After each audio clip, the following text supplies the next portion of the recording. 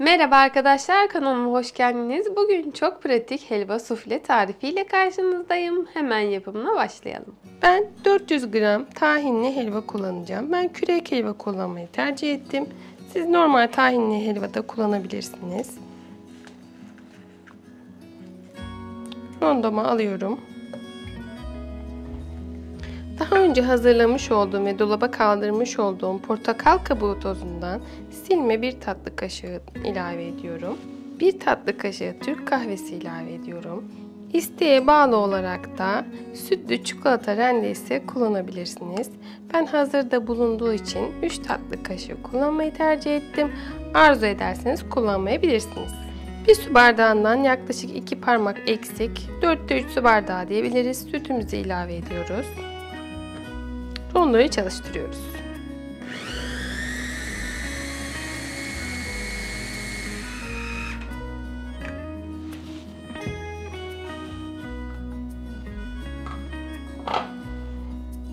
Tatlımız homojen bir kıvama gelene kadar karıştı. Şimdi güveç kaselerimizi alıyoruz. Helvanın kıvamı bu şekilde. Şimdi kaselerimizi alalım.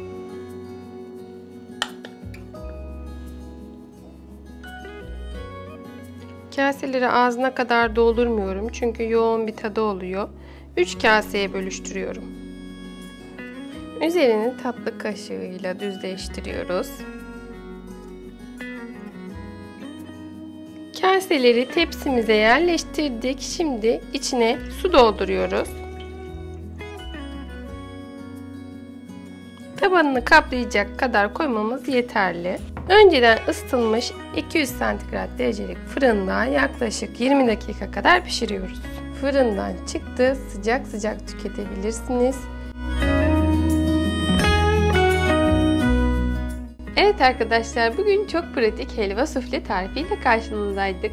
Tarifimi deneyip yorumlarda görüşlerinizi benimle paylaşırsanız çok sevinirim.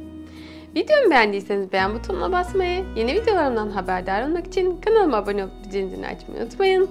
Farklı tariflerde görüşmek üzere, hoşça kalın.